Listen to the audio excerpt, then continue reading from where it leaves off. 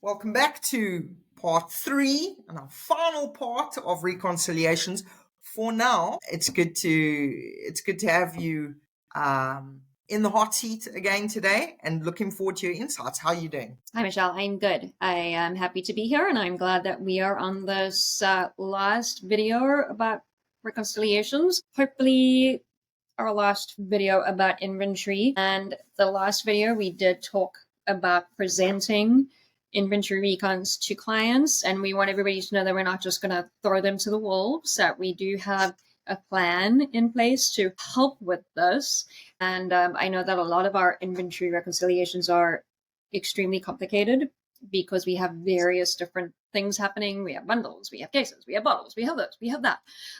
But we are working on something that will help everybody kind of dumb their reconciliations down to, and we want to consider as many different types of reconciling items as possible, and how to deal with them, how to show your account manager, this is what's happening in the warehouse, this is what my QuickBooks says, these are the differences of these differences, these ones are the timing differences. We know they're timing differences because this is another timing difference, because this is a difference that is an action item. We need help from this person, that person, from you. We need help from, you need to tell the account manager, this is who needs to help us, or this is where this issue lies. We need to be able to present action items to the account manager, who can then present them to the client. Yes, couldn't agree more. I think, that encapsulates everything that we are trying to achieve. And I think when it comes to, we always try, and that's what, I guess that's what we're sitting down to look at and talk through, is kind of remind ourselves of the impact of what we're doing. And we need to remember that an inventory reconciliation, what are we reconciling? We're reconciling inventory. What is inventory? Inventory is literally the point of that client's business. That is their money sitting in those cased goods. And I think it's important to remember the impact of what we're doing from a financial perspective. Like, that is so important. It's not just about numbers, and these numbers are not meaningless. This is so important to the client.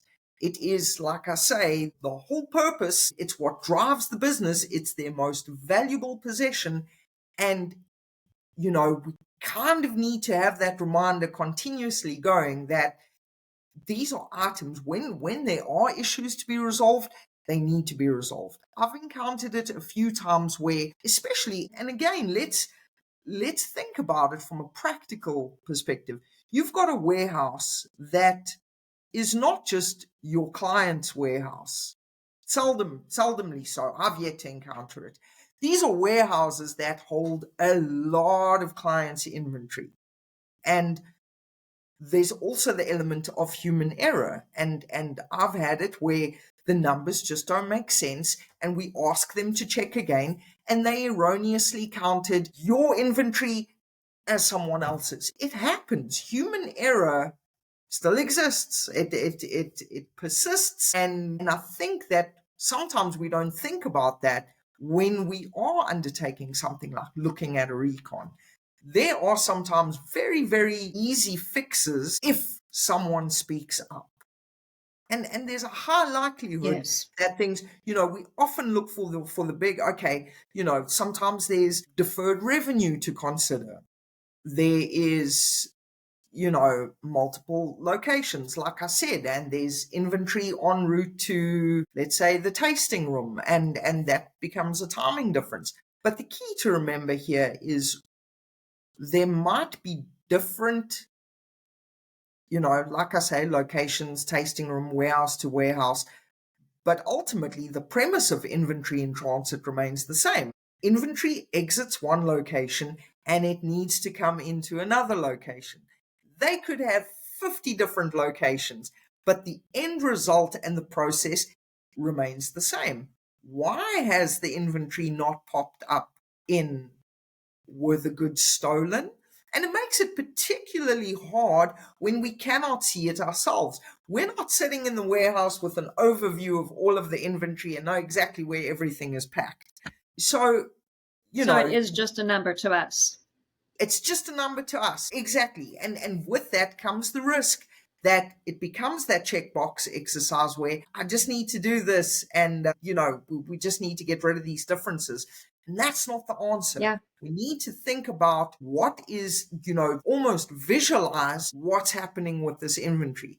Because there are only and sorry, so Michelle, many different I don't want to cut you off. But the other part of that is that also when we're looking at the number, it might be one case here, one case there, three case there. But as soon as you multiply that by their selling price, that is a lot of money.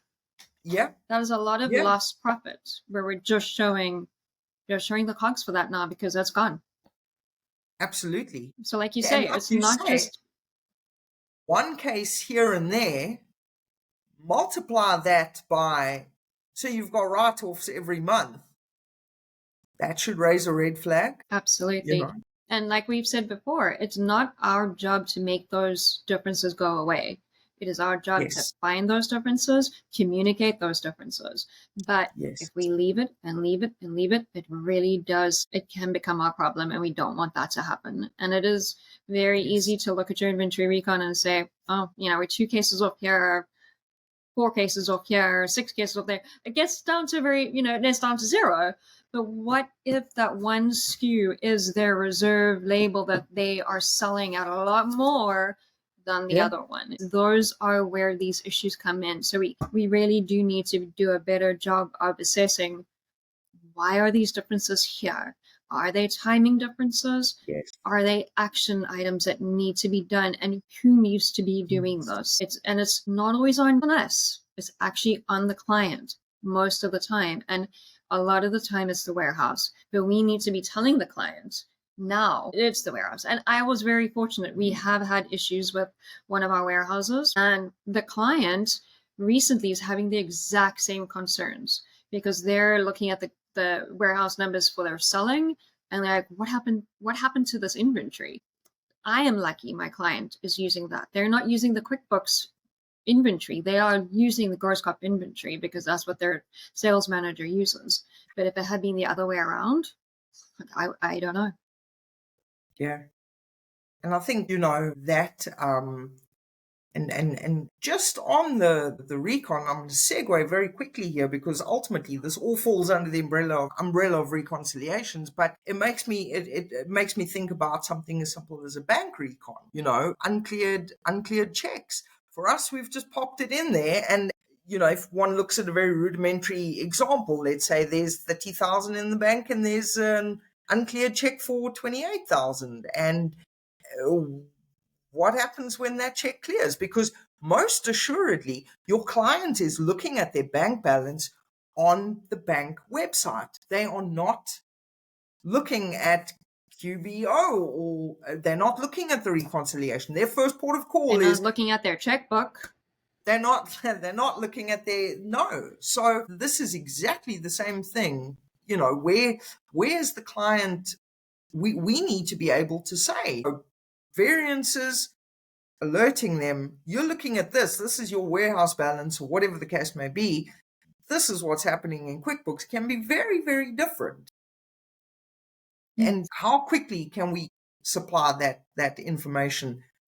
And that is being proactive by getting ahead of it and saying, we need to bring this to your attention. This is what's happening. There's nothing worse than being on the back foot, having the client ask us, hey, I happen to see the inventory valuation summary in the management accounts shows 2,000 cases on hand, but I'm looking at my warehouse report and it's showing X. That's, we need to stay on top of that and keep lobbing that ball into their court, bringing it to their attention and making sure we've done our part by alerting them so that we can start getting to a resolution. Makes complete sense to me. And the other thing about that is just simplifying these reconciliations. Hard coding in a reconciliation is a big no-no. Hidden columns, we need to move away from hidden columns. It makes it very difficult to understand what are we looking at? What were we you get so into looking at the detail that you forget what you were doing. And that goes for reviewing, and that goes for actually doing. We don't want to be hiding things. We don't want to be hard coding things. We've really got to do a better job of how we present this ourselves to ourselves as well, to make it easy for us to remember what we're doing, to present it to our senior, to present it to our account manager, and as we've been discussing, possibly presenting it to the client.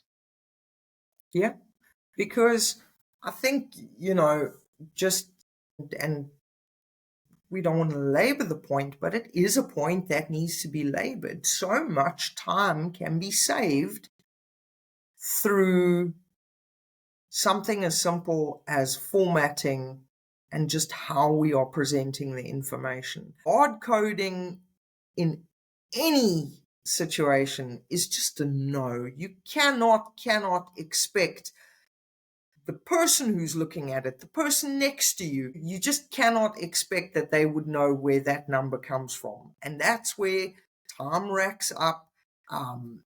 If there's 10 or 12 of those cells in the document, how long do you think it would take the person looking at it? And again, where the brain power needs to go, and that is, so let's just go back to the purpose of the recon. We're trying to resolve the validity of these differences.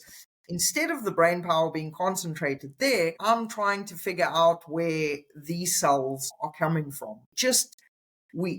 How would you, and now I'm going back to one of our earlier videos on communication. How would you like to receive the message? And so true. Well, what would you want to see to help you understand? So yes, let's go all the way back and let's think about it as putting this document together in the most basic format.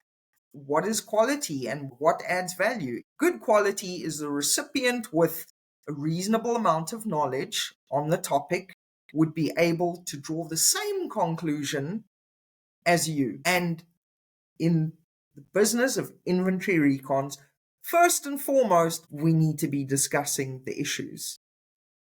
And, that should be, and I like what you mentioned it earlier. Think about that recon in two parts, being timing differences that we know are going to clear out, action items. If, a piece of advice would be, are you opening up last month's recon and making sure that those differences have been resolved? Because if it's a month later and they haven't, now I'm questioning the validity of those timing differences.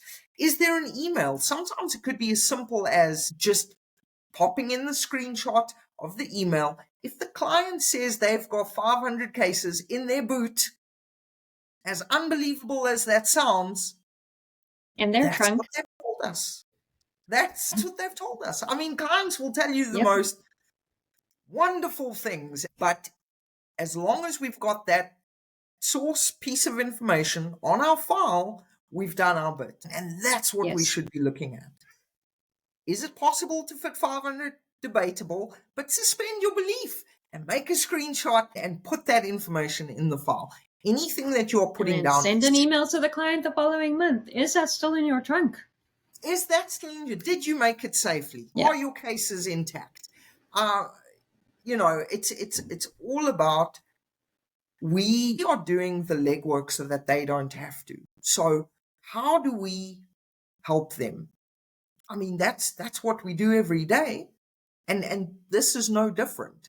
This should not be a document that only the smartest of the smartest can understand. And it is like, it's almost like the emperor's new clothes, like there's, and we're all going to pretend to understand it now because this is testing my intelligence. That should never be the aim. It needs to, let's just have it in a way that even that winemaker who doesn't like opening up an Excel spreadsheet, he can open it and he can draw the same conclusions as we do. And I think really that needs to be the driver of what we're doing. And we need to be thinking about those differences in earnest, really, really thinking about it, not just another line item on our reconciliation, on our road to zero. To zero, like that. There we go. keep them coming. But yes, I hope that there are a good few takeaways for the team going through this, and something that I found as we continue on our journey unpacking the whys along everything we do is sometimes the fresh eyes make a world of difference. Fresh perspective makes a world of difference. And sometimes if I just dumb it down to myself, that makes a world of difference. Michelle, dumbing it down. I am most definitely not that smart. I have to dumb things down and able to make sure that I'm getting it back down to basics. And if I have to dumb it down for myself, there's no ways I could give anybody else my complicated clients, because that would not work. Yeah, that's I like the way you've phrased that. So I think we could all do with a little bit of dumbing down and really getting back to the basics of what we're trying to achieve, and understanding and appreciating the actual substance to. It's not just line items, it's not just another recon. Does it make sense? This is their livelihood. This is what's making the money. Does any of this make sense? And are we happy with it ultimately? And if not, are we chasing it up through the correct channels? And are we doing so timeously? But with that said, hopefully that does put inventory reconciliations to bed. There are SOPs available on Guru for... Yes. Yeah, let me plug that quickly. There is for both. There's QBO, for desktop, there's all sorts in Guru. So if you are getting stuck, I hope everyone is making use of the resources. And if not, speak up. Well, please use the resources. But if you are still worried, speak up. Speak up now. Yeah. Talk to your senior. Talk to your account manager. Let's address them. Yes. We are not going to shame anybody. We really just want to make this process easier and make handovers easier. And that is the whole point. Yes. And that's the whole point of the quality control team, is to help everybody. We're not trying to find the errors. We are really trying to help. Yes. Start by helping myself and figuring out what's going on a good day. Exactly that. I think, there are a lot of complexities with what we do. And by no means are we saying what we're doing is simple. That's not the message at all. Sometimes you just can't avoid the complexities that come along with it. But what we can do is we can try and make sure that everyone's on the same page, first and foremost, because from there we can start working together to get a resolution. And I like what you said about just before we wrap up. It's not a burden for you. There's no shame in there being you can't figure something out, or there's something. We're not trying to make differences go away. That's not what we're trying to do. That's if you are a bit on the fence about something that's identified as a difference and you're not sure about the validity or how to go about finding the source, speak up. Because it's usually when we don't understand it ourselves and we kind of hope it goes away, that's when it snowballs from there. That is not what's necessary. If I'm looking at a document that you've sent along to me, I'm not hoping, sure, I'd love to see 0, but I'm not judging the piece of work based on how close you come to 0, unless you're saying he'll say it's not a recon.